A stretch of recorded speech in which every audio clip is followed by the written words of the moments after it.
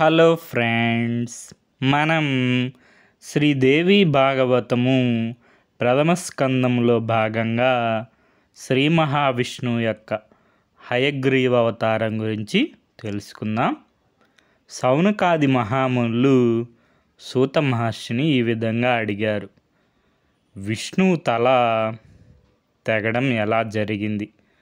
ఆయనకు గుర్రం తల ఎలా అతికారు? ఇదంతా నమ్మదగిన విధంగా చెప్పు అని అడిగారు.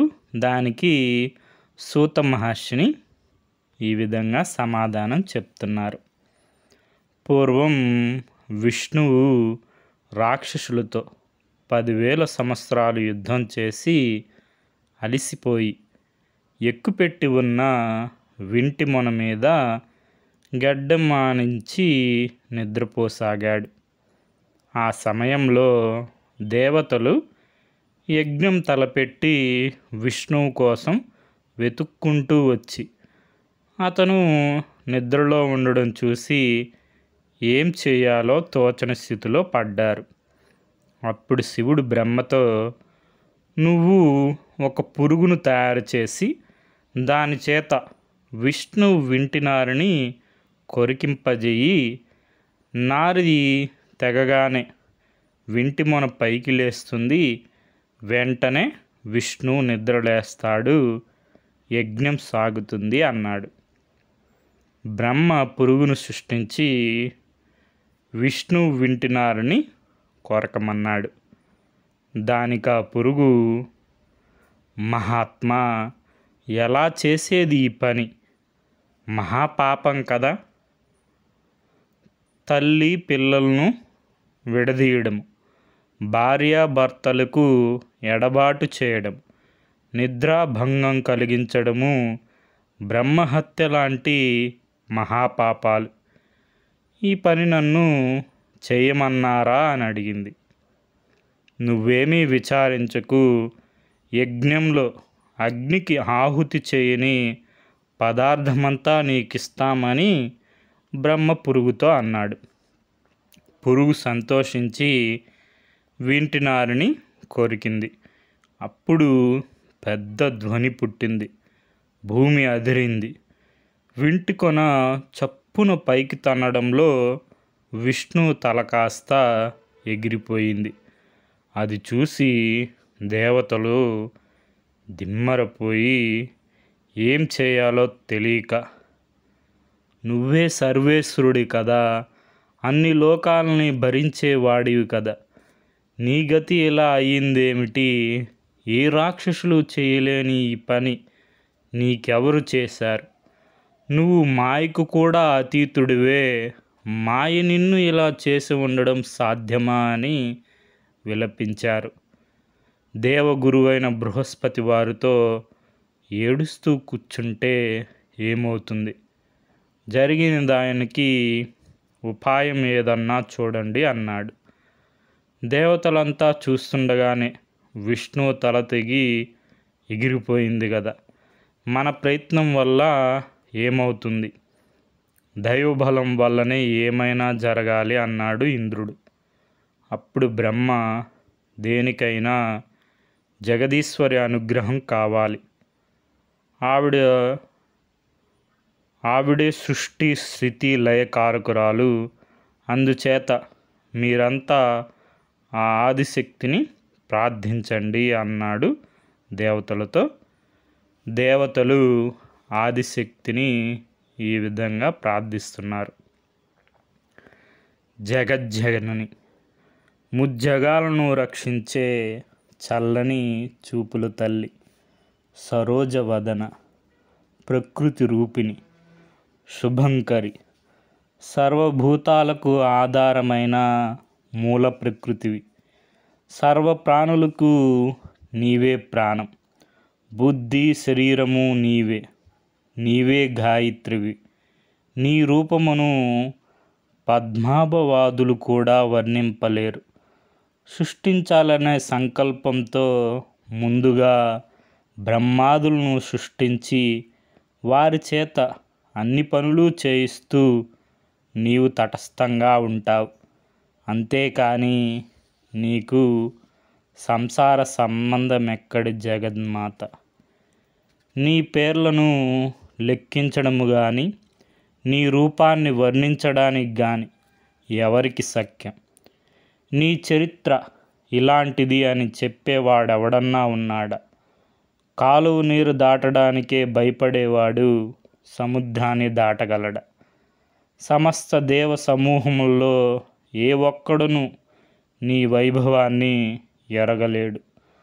సమస్తమును నియమించే నిన్ను వర్ణించడానికి ఎవ్వనికి సాధ్యం కాదని మేము చెప్పగలము.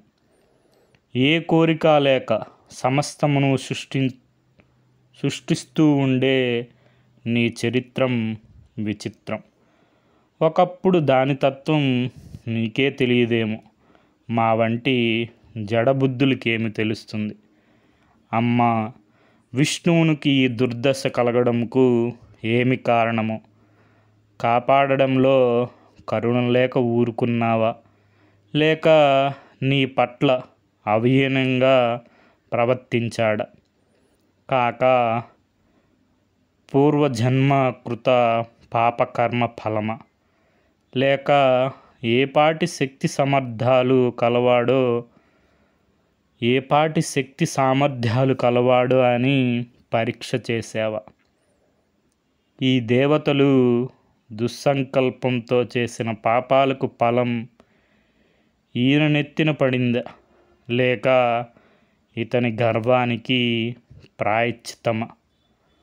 కాక రక్కసులు తమ ప్రబల వైరుని ఈ విధంగా తుదముచ్చించడానికి తపస్సు చేశారా? లేక ఈ విధంగా ఈయన మరణించాలని అనుకున్నావా? సుమంగులలో నా వంటి అదృష్టవంతురాలు లేదని మిడిసి పడుతున్న లక్ష్మికి గర్భ వినాశనము కలిగి వినయం కలగాలని ఇలాంటి శిక్ష విధించావా? అదే అయితే సుమంగులికి ఇలాంటి ఆపద కలిగించడం ధర్మం కాదు కదా జగదాంబ. ఈ మహానుభావుడి తల ఏమైందో తెలియదు. బతికించడానికి ఏ ఉపాయమూ మాకు తోచలేదు. ఇక నీవే శరణు. ఇతన్ని బతికించి దేవతలను కాపాడి లక్ష్మి 5వ తనము నిలుపు సర్వమంగళ అని దేవిని దేవతలందరూ స్తుతించారు. దానికి ఆదిశక్తి దేవతలకు కరుణించి ప్రత్యక్షమైంది. తల్లి, ఈ విష్ణువుకు ఈ గతి ఎందుకు పట్టింది, అతని తల ఏమైంది అని దేవతలు దేవిని అడిగారు. దేవి వారితో ఇలా చెప్పింది: విష్ణువుకు ఈ గతి ఎందుకు పట్టిందని అడిగారు మీరు. కారణం లేకుండా ఏదీ జరగదు. ఒకనాడు విష్ణువు పడకటింట లక్ష్మిని చూసి నవ్వాడు.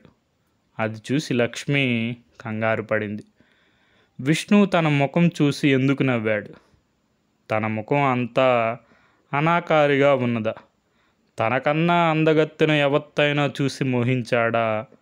ఇలా అనుకొని లక్ష్మి సవతి పోరు కన్నా మొగుడు చావడమే మంచిదనుకొని తన భర్త తల సముద్రంలో పడుగాక అని శపించింది. ఆ శాపం తగిలి విష్ణువుకు ఈ గతి కలిగింది. ఇది ఇలా ఉండగా హయగ్రీవుడనే రాక్షసుడు 1000 సంవత్సరాలు నా కోసం తపస్సు చేశాడు. నేను ప్రత్యక్షమై వరం కోరుకోమంటే ఎవ్వరి చేత తనకు చావు రాకూడదని కోరాడు. పుట్టిన ప్రాణికి చావు తప్పదు గనక మరేదన్నా వరం కోరుకోమన్నాను. అందుకు వాడు తాను హయగ్రీవుడు గనుక హయగ్రీవుడి చేతనే చచ్చేలాగా వరం కోరాడు. నేను అలా వరం ఇచ్చాను. వాడిప్పుడు లోకాలన్నిటినీ శోభింపజేస్తున్నాడు. 3 లోకాల్లోనూ వాణ్ణి చంపగలవాడు లేడు. కనుక మీరు ఒక గుర్రం తల తెచ్చి విష్ణువు శరీరానికి తగిలించి హయగ్రీవుణ్ణి సృష్టించండి.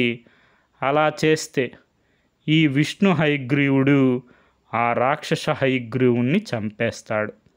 ఇలా చెప్పి ఆదిశక్తి అంతర్హితురాలైంది. దేవతలు దేవశిల్పిని పిలిచి గుర్రం తల తెచ్చి విష్ణు శరీరానికి అతకమన్నారు. దేవశిల్పి అలాగే చేశారు. విష్ణువు హయగ్రీవ రూపంలో అదే పేరు గల రాక్షసుని చంపి లోకాలకు ఆనందాన్ని చేకూర్చారు. ఇది మనకి చందమామ వారి శ్రీదేవి భాగవతంలో భాగంగా శ్రీ మహావిష్ణువు యొక్క హయగ్రీవ అవతారం.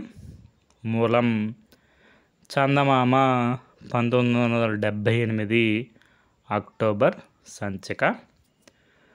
అదేవిధంగా జగన్మాత యొక్క స్తుతికి మూలం Sridevi Bhagavatam. Okay friends, thank you for watching.